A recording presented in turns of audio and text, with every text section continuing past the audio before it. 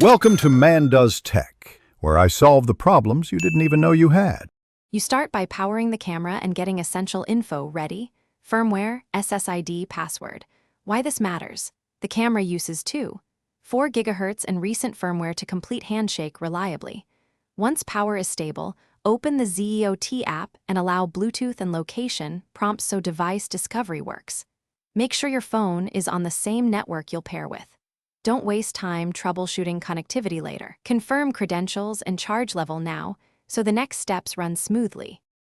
You'll now pair and push network settings. Start Add Device in the app and select Z-iot Cam. If prompted, scan the on-device QR or choose Bluetooth pairing to exchange credentials. This is faster and avoids typing errors. Put the camera in pairing mode by holding setup for 5 to 8 seconds until the blue LED blinks. The camera broadcasts a temporary network. Then enter the 4 GHz SSID and password exactly, using WPA2.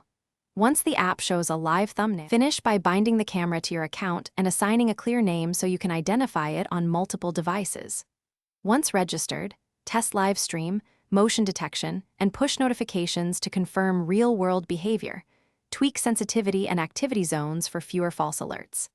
If something goes wrong, try a simple sequence.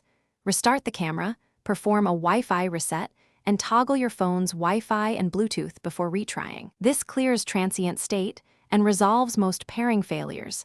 Then repeat the pairing steps as described earlier.